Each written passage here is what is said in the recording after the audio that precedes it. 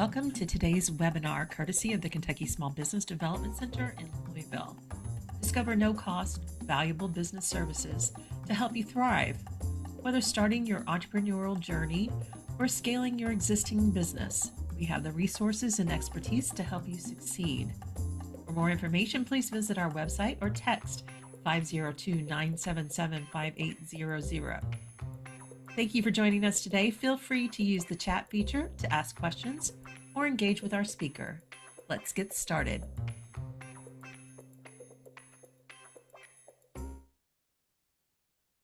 Hey, welcome everybody. Welcome to another edition of Toolkit Tuesday. Thanks for joining us today on this cold Tuesday. We're snowed in here in Louisville, Kentucky, and hopefully you are too, I guess. Let's all share the love, right?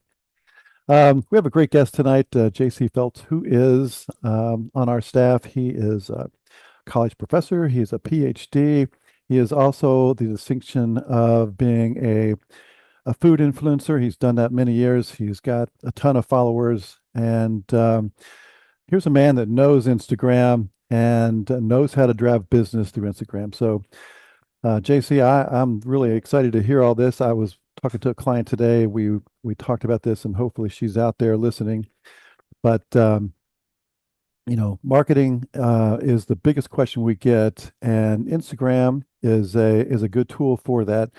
And so, everyone out there listening, if you have any questions, this is a time to talk to a real expert.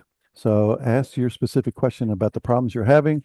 We'll have all those questions at the end, so we'll have time for that. But please take advantage of this and use this tool as it needed to be used to drive business and revenue to your business. So, JC, I'm going to hand it off to you. Introduce yourself. I've talked a little bit about you, but tell us a little bit more, and let's dive right in. Sure. I'm excited to be here. Thank you all for having me. This is a topic when Janet sent this over to me, I was really excited about. We're going to talk some, basic Instagram strategy. We'll level the footing in the beginning, but then we're also going to talk about how you leverage yourself as an expert and you build trust and influence. And the fun part of that for me that, lets me nerd out is that this is actually what I did my dissertation in, was the factors that influence trust on Instagram, specifically. And so Instagram and I are no stranger. So I'm excited to chat with you all tonight. I'm going to go ahead and share my slides, and then we will get started. This was, mentioned in the opening, but I do want to just remind you all that the Kentucky SBDC is statewide. You can see that here. And those that have dialed in, I'm so happy to see you. At the SBDC here in Kentucky, we do provide what I would consider two categories of services. We provide business coaching, that's when we work with you one on one. And we also provide training and education similar to what we're here doing tonight, something that our local center does better than anyone. They exemplify that mission, and I'm thankful for them for doing so. The great part is that we're proud to be able to offer both of these services at no cost. So, a special thank you to our co-sponsorship cooperative agreement with the SBA. We are administered by the University of Kentucky, MG Cafe, and many other people around the state organizations make our program possible. So, thank you. As Dave said, my name is Dr. J.C. Phelps. I am a social media addict. I'm going to go ahead and tell you. Social media is who I am, it's what I do. I have been in the content creation space for 16 years this year, which is absolutely crazy. And I remember when content creators were first being pushed onto the Instagram platform back in the day. And so I very much run a Instagram account myself, but also part of what I've done in my own business is be behind some of the large Instagram accounts that you probably have seen in the food and beverage space, whether that be through creating for brands like Walmart, for Kroger, Whole Foods, things like that, or being on a strategy consultant wing of what they do. And so I've seen Instagram change so very much over the years, but a few things remain constant. And I think one of the things we're going to talk about tonight is one of the developments in the positioning of the platform that is better, that has made it better. And so tonight is all about growing your brand, growing your influence. These are things that you can do as a small business owner. And what I want you to think about tonight is how can you position yourself as the trusted expert in your field, okay? Let's talk about Instagram strategy. I want to first make sure that we're, kind of on an equal footing. If I were guessing, everyone on the call has a different level of familiarity with the Instagram platform, and that's cool.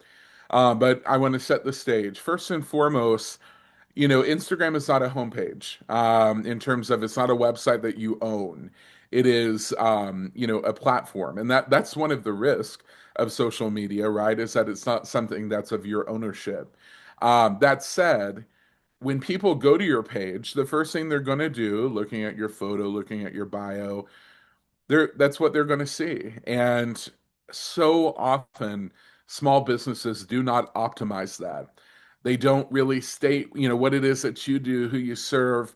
They don't have a call to action. Call to action could be your hours. It could be a clickable address that links to Google Maps. It could be a link to your website. It could be a combination of those things. But that is wasted real estate. That's so important. Old newspaper term, it's above the fold. It's what it's at the very top. And so you need to optimize that. In terms of what you post, when I used to be a business coach in the field, I'm now in state office here at the SBDC. This is the question I would get most often, I think, in social media consults that I would have. And it's about how much you should post. Isn't that the question? You're going to hear me say this in a few different ways tonight, but I want you to focus first and foremost on consistency. It is not about posting the most. It is not about posting constantly. The Instagram algorithm rewards consistency. Your followers reward you with consistency. And so I don't want you to think about volume. I don't want you to think, I've got to post every single day. I want you to think about value when you post. And, 2 to 4 posts a week, good place to, start. Whatever it may be, if you're not posting at all, aim for 1 or 2. What I've always told people is start small, set a sustainable posting rate, and then, make that a habit. Make it where it's no big deal for you to do that. And if you want to dial it up from there, by all means, you can. Now, Instagram is also, of course, home to Reels, and Instagram is a platform that has largely leveraged other content trends, as any platform would, and making it their own. Short form video is existed before Instagram. Certainly on the social media space, I think about the very successful, 6 second platform Vine. Um, you know, that form of content later, became what we know as TikTok, and we see it in very different forms. Reels certainly were started out of response of initial short form content, just like stories, by the way, came from Snapchat, by the way, but that's beside the point. Short form video is something that intimidates people, and we're going to talk about that tonight as well in the second half of this training. But Reels are meant to be used. The Instagram algorithm and Instagram data shows hand in hand over and over that Reels outperform what's called static content. Static content is content that doesn't move. So think a photo, right? Reels are what's called dynamic content. It moves. And they need not be intimidating. They certainly don't need to be long, but they need to be engaging above all else. And we'll talk about that. Businesses struggle with a few things on Instagram, and we'll talk about that tonight as well. But what a lot of businesses forget is that they can very easily be humanized. No one likes a corporate looking Instagram account. Your followers will not relate to it. No one wants, an account that's a sell, sell, sell to them. They want to see, behind the scenes moment. They want to see who's behind the business, and that is what will make them innately drawn to you because data also very much shows that business accounts are generally speaking less engaged with, or there's less of a connection that people on the platform feel, and that's a hurdle we have to get over. We're going to talk about captioning as well, but I want to stress something that it should seem natural, right? We're going to talk about you and your brand tonight. And so I don't want you to stress, right? Don't think about, don't overthink this. Make it conversational. We're going to talk about focusing on a clear idea. But something I want to stress here that we are dealing with in the marketing space so heavily. I'm a big fan of AI. I think AI should be used to make you better and to elevate what you already have. But let me tell you, LinkedIn is maybe the worst for this, but I am so over, as is the average consumer, a bunch of AI fluff in your caption on social media. If you think about the average Instagram user, which tends to be, a little bit younger in terms of platforms, these people are well positioned and utilizers of AI. They're going to know in a heartbeat if something is formatted with, for example, ChatGPT. If they think you're copying and pasting, how can you build authority from that, right?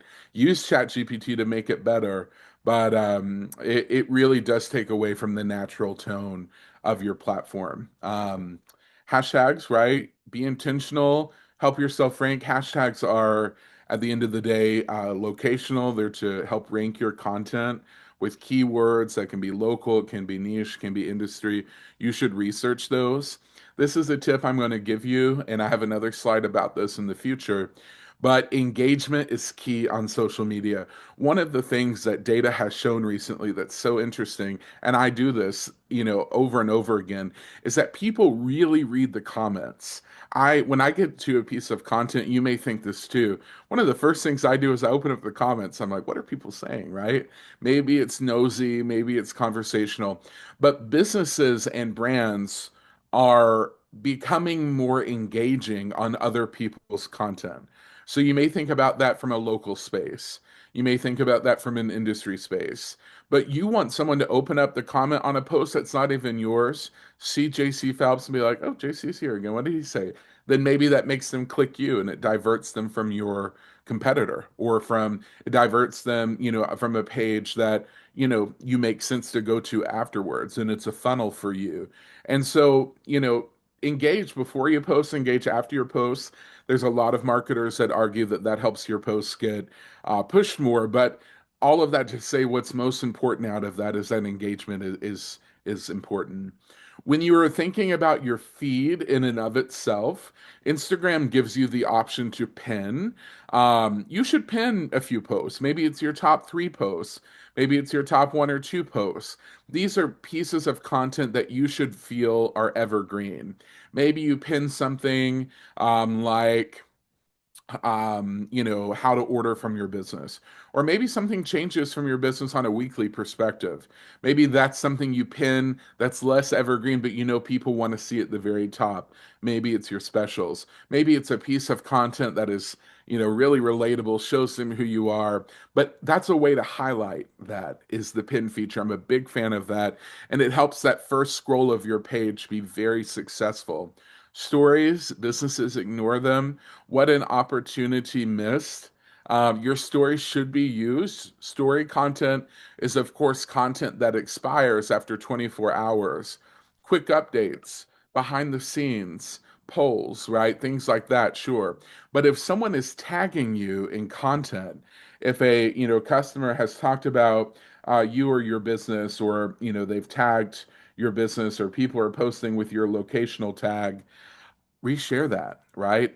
They're going to like that you've reshared it. They may reshare your reshare. It kind of becomes a cycle, and it increases the eyes that are on your platform, right? But it also increases trust. You're showing people that other people engage with you. And so, for example, I'm a food writer. If someone is making my recipe and they tag me in it, it makes great sense for me to show that. It may not be my professional photography that's used, but it's showing an everyday normal, person that's making the recipe for their family, and that's my target market, right? None of the stage stuff, not the stage stuff that you may see. Last but not least, this isn't a training about metrics, but I beg you to hear me on this. Instagram, TikTok, Facebook, whatever you're using, your website, people do not leverage the analytics, and that is a mistake. So, my one piece of advice I would give you is that you do not need to listen to someone in marketing that says this one thing is true and run with it. Because what works for you may not work for me, and what works for me may not work for you. Brands are unique um, to the brand themselves. What isn't unique is that we have data within our accounts that helps shows us what performed best for you, right? When people are engaging with your content, your most popular time to post, you need to be posting at those times, right? There are, some people think it's kind of a mystery. It's really not. Data speaks quite heavily, and you should use it by all means. So those are just a couple of tips. Now I want to frame this before we start talking about your influence. I want you to change in your mind what Instagram is. If I started this, if you were in my lecture class Monday through Friday, and I came in, I'm teaching content creation, one of the classes I teach in the spring, and I walked into my 40 students and I said, "What is Instagram?" They would say, it's a social media platform where people post content, et cetera, et cetera. That's not it. That's not what I want you to think of Instagram as. As a small business, you need to think of Instagram as both a discovery and an evaluation platform. And my advice to my clients over the years have has always remained the same. People stress about marketing knowledge, about marketing strategy, and they think, they don't know what to do. What I have always argued is that you probably have a lot in common with your target customer. And so put yourself in your shoes. Think how you would react to something. Think what you use social media for, right? I just came back from a trip a couple weeks ago. What was I doing? I was looking at every restaurant's Instagram before I made a reservation. I was evaluating their food to see if I wanted to eat there. It's an evaluation tool. That's what it is. People observe, they assess, they decide whether they want to become a customer. They may not ever interact with your page, right? Interactions matter, but that's really a thing of the past in some ways due to the faultiness of some of the metrics. And so, even if you're getting views and you're not getting likes, don't think that that doesn't mean people aren't converting because they very well may be. And so, before you get a follow, before you get a message, trust and believe the trust that you're trying to build, the trust that you're trying to build as an expert in whatever it is that you're doing, is already starting and it is developing. Business accounts fail constantly, though. So many of them, with all due respect, are just bad. They're really bad. And this is why I believe that to be true. People post content without a strategy. That's business 101, right? You approach your financials with strategy. Your Instagram should be no different. It takes strategy, right? People are looking for visibility. Yes, it is really great if you go viral, right? I've had several posts over the years get several 100,000 views in the millions of views. It's really exciting. But if those people don't convert for me, and so often they don't, sometimes they do, what did it actually do, right? It is better to have a credibility, to have an audience, despite size, that will convert for you because numbers are misleading. They are absolutely misleading. Business accounts often work to be, look perfect and posed and staged, and they show effort, but they don't show anything below the surface level. They're not showing any level of expertise, and I think that's a mistake. Um, and I also think business accounts fail because if audiences can see content and they don't understand the value, it's going to flunk. It doesn't matter if your content's pretty, it doesn't matter, any of those things. And the reason I say that, if they want to see content, you're a dime a dozen. It's a needle in a haystack, and that there's plenty of other things they can see. So before we go into positioning yourself as an expert, I want to break some of your assumptions as a small business owner on Instagram. The number one mistake I have found over the years is that people assume in marketing. And if you could leave this training with one thing today, it would be this: you cannot assume anything. I have long said, if you've attended marketing trainings of mine over the last several years here at the SBDC, I have always lived on the belief that people are lazy. And marketers have to realize that people are lazy. So, number one, I don't want you to assume anything. You should never assume on Instagram that your audience actually knows what it is that you do. Because again, they're not just following you, they're not just seeing your content, right? The average casual follower is not, just overly absorbing this about your entity itself. You can never assume if you have this big long caption or all this text that people are going to read it all. Again, people are lazy. They like the highlights and they're going to skim their little heart out even if they read. Sometimes I question, because of scrolling culture, do people actually read? I'm not sure, right? You cannot assume that if a post gets a lot of likes, it means that they understood it. A lot of my content that has gone the most viral has been for kind of hateful reasons, right? I remember I posted a broccoli salad recipe that got like 900,000 views on Reels, and you would think that's amazing. All these people go over to your website, get the recipe. I get paid per 1,000 view. You probably made bank off of that. Well, not really, because it kind of hit the wrong audience. And they were saying, why would you put mayonnaise on broccoli? And I'm like, y'all are not Southern, you're not my people. But that's who found the post. And so the likes and the views didn't mean that they understood that it's a really good broccoli salad recipe. And that is true for whatever it is you do too. You cannot assume that if you are experiencing some level of silence, that it means that they agree with you. And what I mean by that is that they understand that they're, understanding what it is that you do, that there are no questions. They may just feel intimidated to ask, or they may just be a casual viewer. That's what the average social media user is. If you have a lot of followers, you can never assume a lot or a few followers that these people are customers. There are people that follow me on Instagram, of the 38,000 people that are on there, that I'm sure have never been to my website. And that's where I make my money. I can't assume that, right? Certainly some of them do, but not all. And that's a misconception. You cannot assume that you have been clear without repeating. We're going to talk about repetition tonight. Some people have told me over the years, "Well, I've already said that, or I already do that." I'm going to say, I don't care, right? Keep doing it.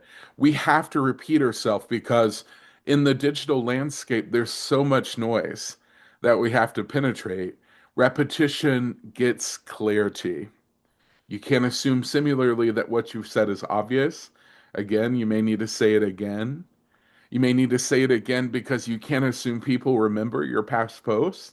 That's not true. They may remember a viral post, but that doesn't mean that they will remember past posts. And actually, I'll give you another example about that. My best friend in Louisville um, owns a salon, and she had a TikTok go pretty viral, like 5.4 million views. I would argue that her TikTok wasn't there to promote her business. But at the same time, you think, wow, what an amazing marketing move.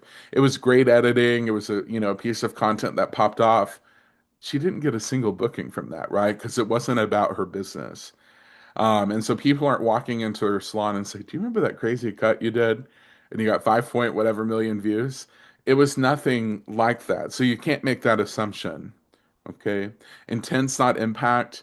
And one post, I've repeated this twice on purpose. One post is not enough. That I promise you. Okay.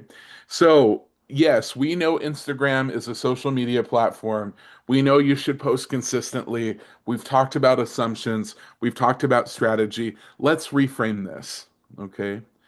Let's reframe Instagram as an actual vehicle for you and your small business to generate trust or authority.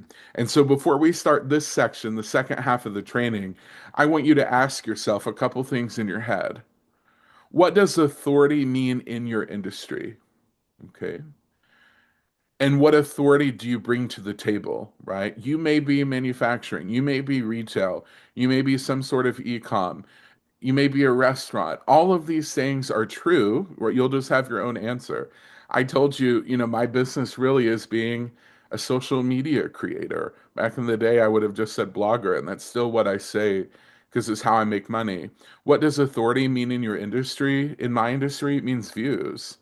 And, it means for me on the blog that I try to aim for 5 million views plus a year, which is a lot for a standalone website. That's authority. Authority for people to want to work with you or to respect what you're saying is getting eyes on the side.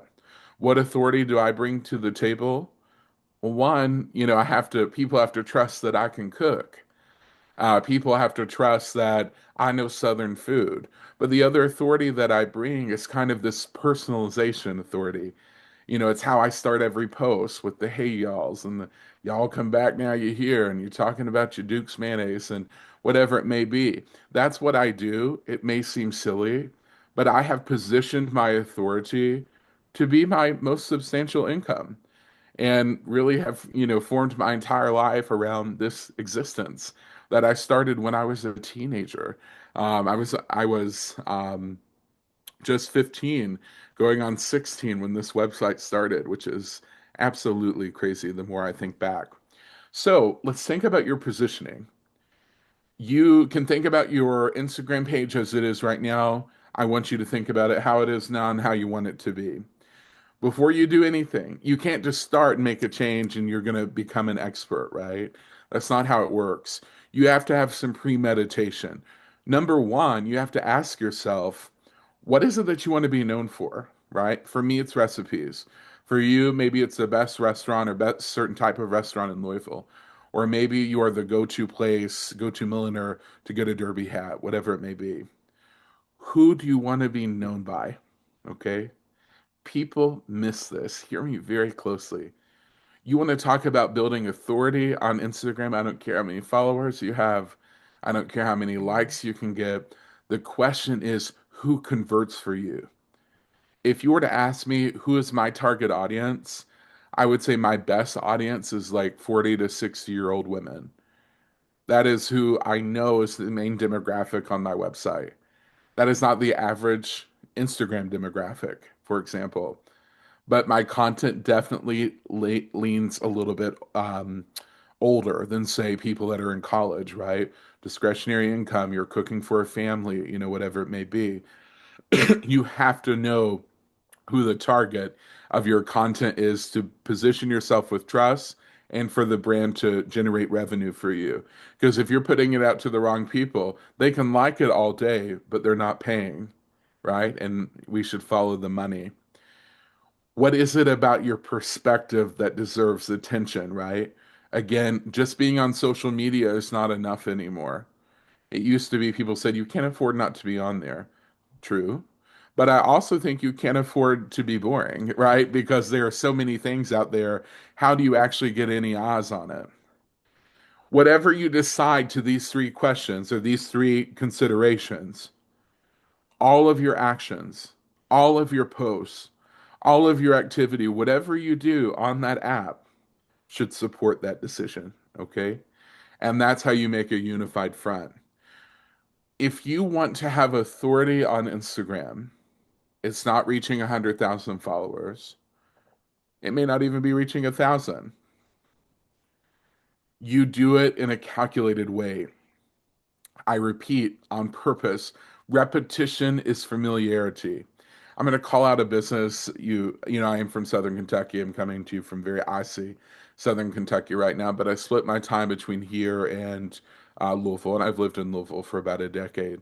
Actually, I think it was a decade this weekend that I first moved to Louisville, but that's beside the point. I'm going to call out a business that I simply love, and that's Volare on Frankfurt Avenue.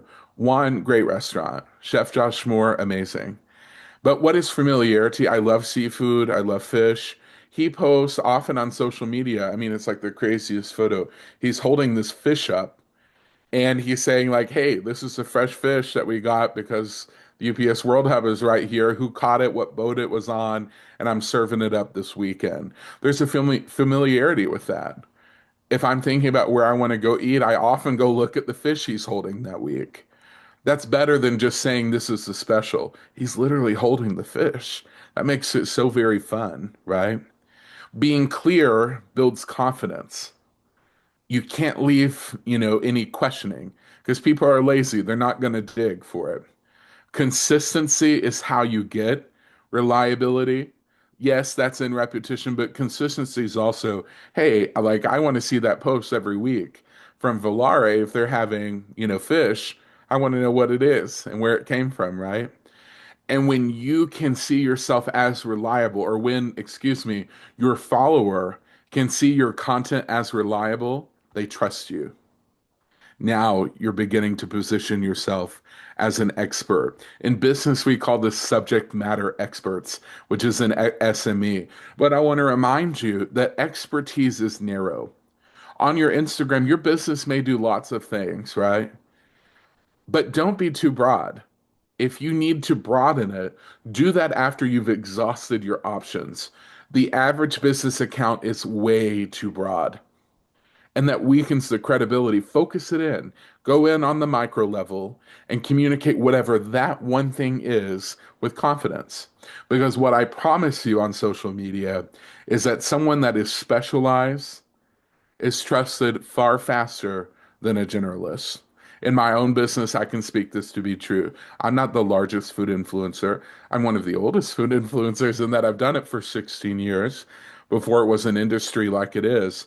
But every year, I'm thankful to be booked and blessed, right? Why am I trusted more than someone that maybe has done this for a couple years and has millions of followers on social media by some brands? Because I've been there and I've done that, right? If they want a Southern recipe, if they want a Kentucky Derby recipe, my big time of year, they know they can turn to me. And they know I've been talking about mayonnaise for 16 years. It's not something I'm just doing for a paycheck. That's also why you don't hear me talking about making sushi or, talking about cuisine that I don't make, right? I'm not, trying to dilute the brand. You need to do the exact same. That's that narrowness. Be an expert. In positioning yourself as an expert, I want you to ask yourself, what does this post do for me? Every post should make some sort of argument, right? If I'm telling you something in my business, I think about my mom's business that she and my grandma ran for over 50 years in my town. It was a retail business. Why should they listen to you? What was it about that business? What is it about your content that says, hey, listen to me and don't scroll to the next post? Your post should signal to your followers, right? What you understand. It should reveal your point of view. And if you're silent on any of those things, it is going to weaken your authority. Your post should leave someone saying, like, oh, JC, he knows food. Oh, Dave, he really knows retail, right? Oh, Jana, if I'm looking for this, custom good, she's my girl. They may not convert in that exact moment for you, but we all have that moment where we think, hey, I need this done. And if you're looking for that custom good, you want them to say, hey, that girl Janet, she posts about that all the time. That is how you build the credibility. So think about that argument, right? Why should they listen to you? It may not be immediate, but they will listen to you when the need exists. So we know you need to post consistently. We know we don't make assumptions. We know we have fallacies that we have to overcome. We know you should be an expert. What are the content pillars I want you to think about? A lot of this slide, when I was thinking about this slide, was differentiation. You should explain how something actually works. Maybe if it's, maybe I'm thinking about dinner, maybe it's because I work in food. Imagine you're a restaurant, right? I've seen so many restaurants in Louisville make great content posts that do quite well, where they're showing, in the kitchen, them making that dish. There would have been a time in business that someone would have said, "You shouldn't do that, right? You're showing how you do something. You're showing your recipe, whatever it may be." That's mumbo jumbo. You're showing what is actually going behind the chef-led plate that is going in front of you that you're probably paying $35 for, and we need to get a seat into the chair. If your content should interpret what people misunderstand, right? So again, if you're a restaurant, tell them about where you source your food.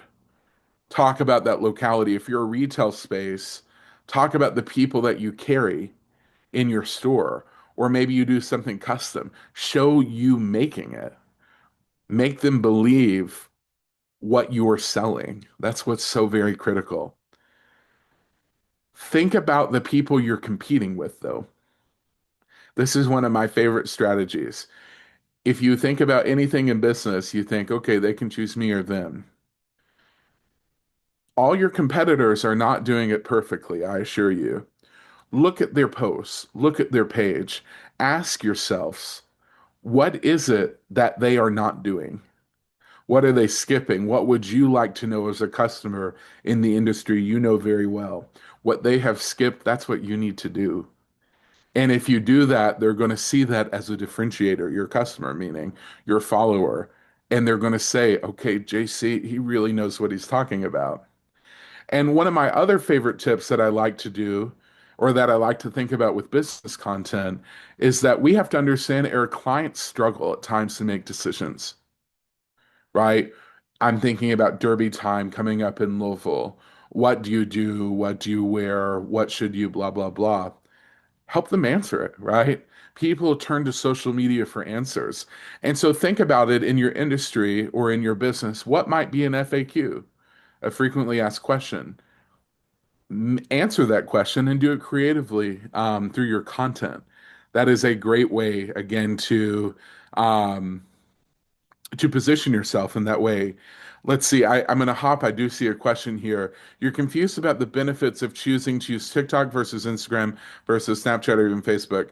Target ages, popularity. Great question. Okay.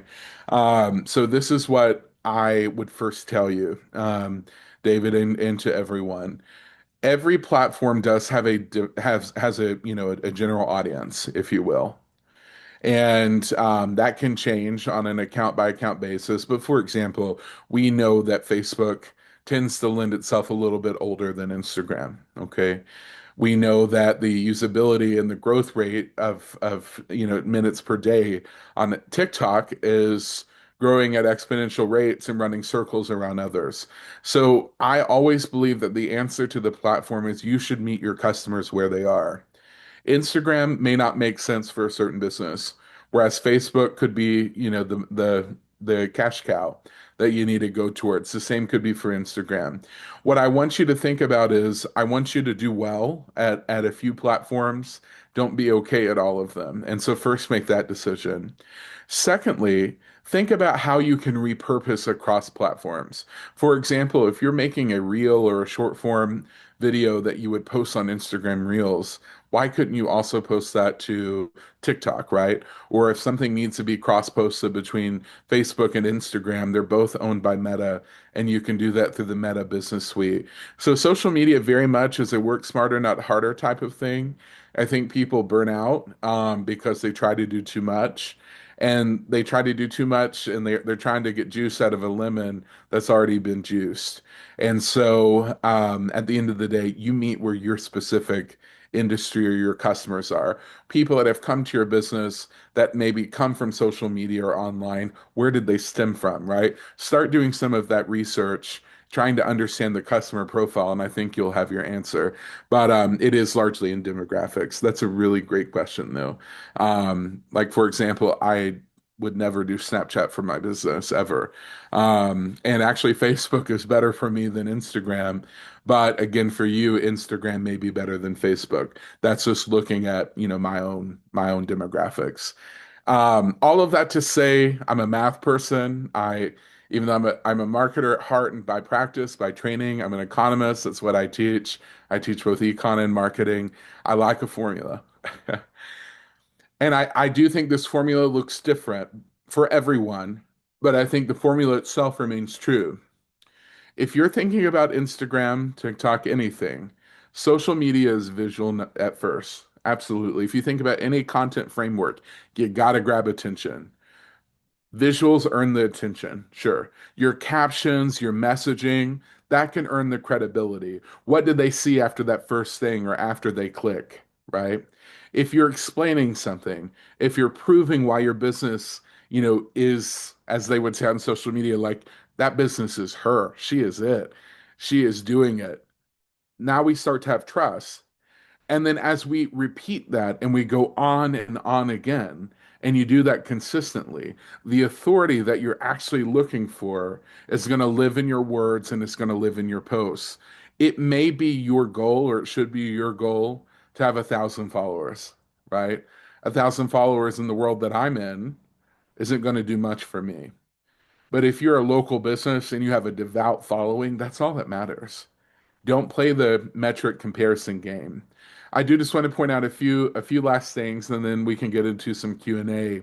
When you're on social media, if you're trying to position yourself as an expert, focus on one thing per post. People make the mistake of trying to, jumble too many things together. And that is a way to detract from your own authority because they're not going to be able to follow you. Don't perform, actually explain it for them. Be confident. Don't think about social media just about hype or buzzwords or exaggeration. That type of content works sometimes for a general content creator. That does not also always work with small business. And that's something you should, at the end of the day, understand. You should also understand that the type of content you're publishing to Instagram has different strategic weights. If something is a piece of content that has long-term value that people return to over and over, or should, that is something you should post on your feed, right? If you're trying to just show something quick behind the scenes, it's a little messy, maybe even it's very, personal, innate, make that a story. It will expire in 24 hours. And if you're trying to increase the reach through the teaching about what it is that you want to do, teaching about your industry, your business, that is a real. Think about how you can use short form video to build that expertise. I want to give you a call to action here in video.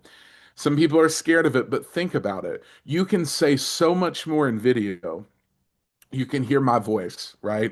You can see them move and maneuver and actually make the good or whatever it may be. Hearing someone, seeing someone, this makes people trust you. If you want to be trusted fully, that's what we call a parasocial relationship. You have to feel this relationship with the person on the screen, right? I can think of some, businesses in Louisville that do this really well. I'll call out a new business that I just love because I'm obsessed with playing Mahjong. And I love following Mahjong Studio One out in Linden. And, while I have played in the studio several times, I feel like I have a parasocial relationship with these ladies that are on the page telling me about Mahjong, right? And I wouldn't get that if it were just a photo. I'm getting it because I'm hearing the voice and I'm positioning them as an expertise. I've actually already said this, these two slides, so I'm going to, skip just for the sake of time. But what I want to end on is this thought of sustainability. People stress so much about their content. What I want to stress to you, if you want to position yourself as an expert on Instagram in your business, I want you to understand it already exists. You're not creating anything new. Your daily work is your expertise. If you have no expertise in your daily work, I would either say, one, you shouldn't be the one on the Instagram page, or two, why are you in that business per se, with all due respect. But you're not creating anything innately new. Content, whatever it is that you're going to publish to Instagram or beyond, is documenting that very thought. It's documenting that very action. You're just putting it out for the world to see, something that is already there.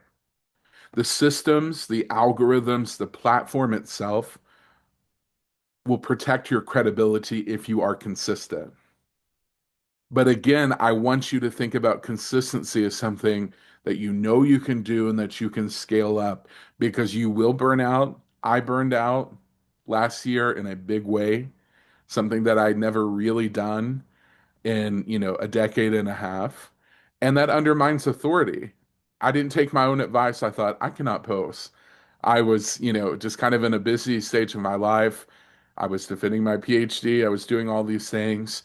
And when I came back, the authority was like, getting messages like, "Hey, JC, I didn't know where you were. You haven't posted for a while." You don't want people questioning that. You want to be sustainable. And so I don't want you to post to be noticed. This is the shift. I want you to post in your business to be understood.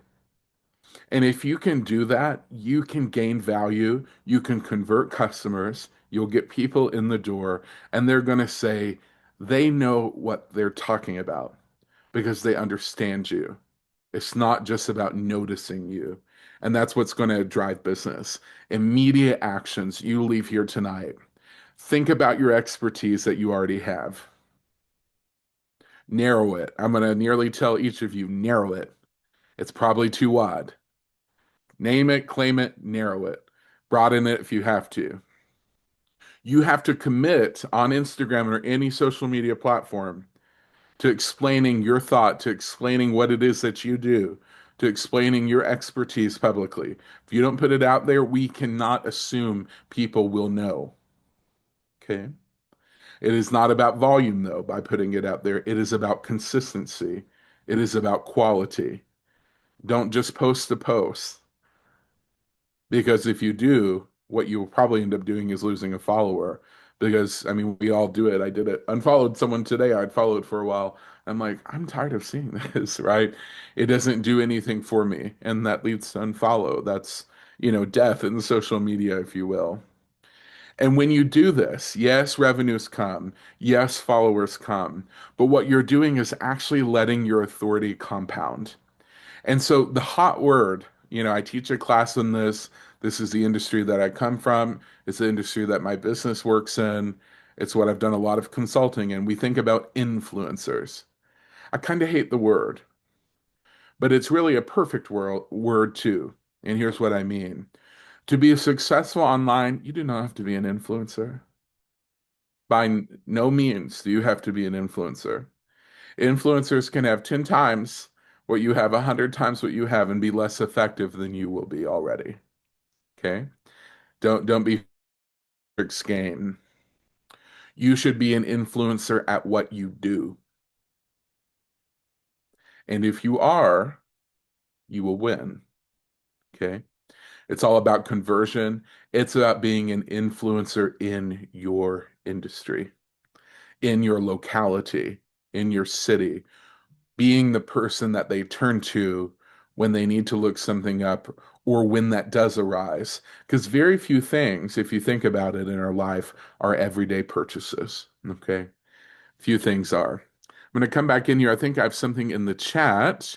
I'm going to remove my pen and then let's see what we got here. Is it better to appreciate you all putting in questions? Is it better to create content for each platform based on demographic, or does it work to post the same thing all across Meta? Very different demographics between the two. Great question. If you have the same demographic between two, if you have a different demographic between two, excuse me, you will not be positioning yourself as an expert. You will not gather the same trust if you are not creating content for each one individually. Now, I'm not trying to create double the work for you though, Meg. What I'm thinking is with what you already do, how could it be repositioned? Maybe it's in your copy or the verbiage, the captioning that you do. Is it a different type of visual, right? And that's something you have to think about. I do that myself. So like I think about my average Instagram follower, how I talk to them versus how I talk to someone on Facebook is very different. And how I talk to them on TikTok is very different. But it's still stemming from the same piece of content. And so, what I would challenge you to do is to think about how you could position it to not create more work for yourself, but you should differentiate. Because if you don't, you're essentially pushing out something that might be suboptimal across an age demographic or a gender demographic, a city demographic, etc. It's a really good question. Mhm. Hi, Uh, Dave. we have one from Sarah. She says, I run a small kitchen, Sasa Samosa, but also a small nonprofit organization. I always post some things from both the nonprofit to my business Instagram. Is that okay? I run my business as a social venture. Okay, that's an interesting question. I love it. Love Mhm. social ventures. So typically my answer to that would be no. And I don't want you to die at my saying that, but I typically would say no because I see those two things as separate, generally speaking. However, if your business is a social venture, if people are very aware that, whatever you do as a business funnels into the nonprofit, then it makes perfect sense. What you're positioning yourself there as an expert to do is that, yes, you're participating in this capitalist market where you are this business, but it is going for good. If that is clear in what you do, if that is clear in the mission of the kitchen, it makes sense because then people see when I support the kitchen, when I, get a plate or when I'm, sitting down, whatever it may be, this is where it's actually going to. If you Mhm. can bring that connection in, it makes sense. Where I would caution you with that is if the posts are kind of standalone and there's not a connectivity between the two, you might be distracting your consumer. And so making sure that if you're posting about the nonprofit, it somehow has a connection to um, what it is that you're doing in the nonprofit. I think a great example, like a Louisville example of this, in the food space over the years, I think about something like The Table in Portland, where they have Mhm. like a pay what you can Yeah. model. And I just love that, right? And you can talk to them about their ministry and the things that they do. But anytime I go, anytime that I've dined historically at the table, or I went to Center, so they had Grace Cafe. When I was at Grace Cafe in Danville, I knew where, the money wasn't going. And so if you can do that, I think you're positioning yourself more for expertise. Just don't let each be insular. They should correlate. Mhm. It's a Here's great. let me give you kind of a case study here. So I was talking to someone who has a um, she sells custom-made clothing, dresses, basically with an African flair. She's an expert seamstress.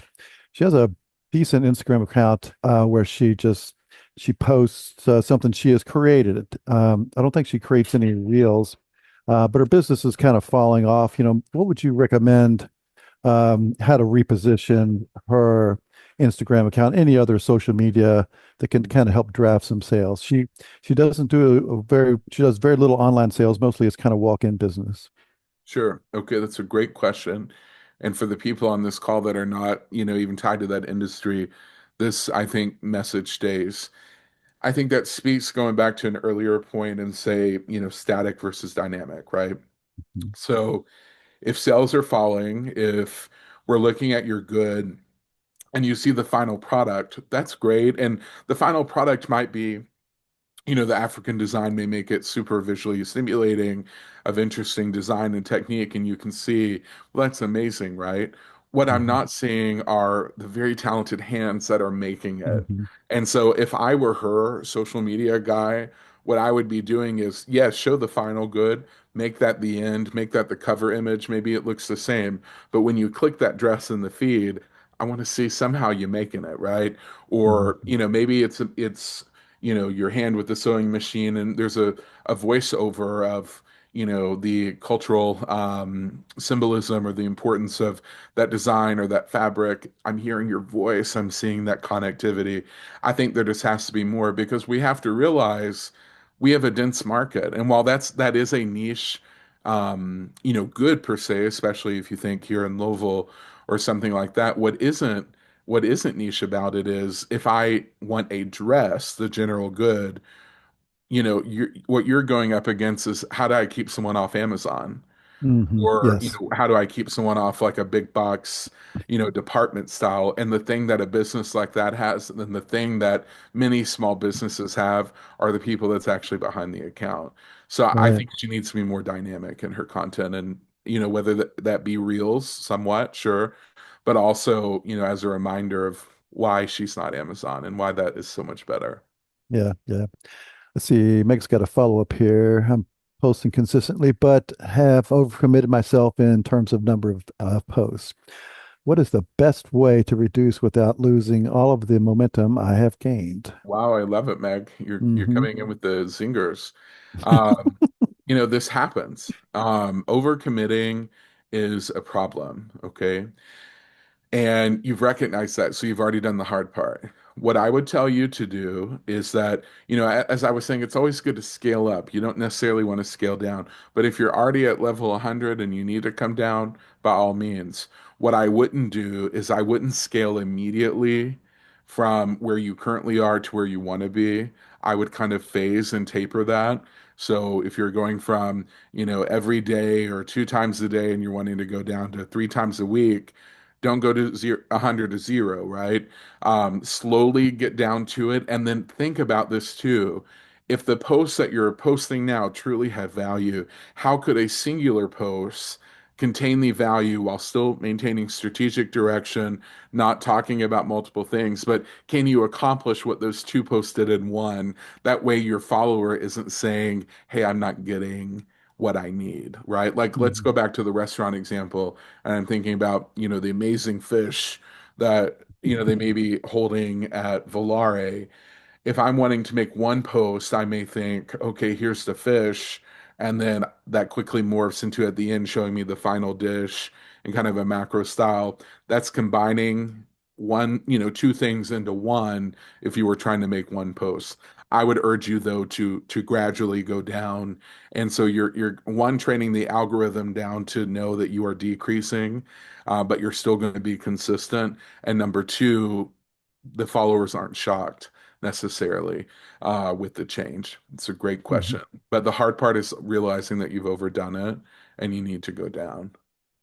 And you always Here's come another back up. here's another quick question.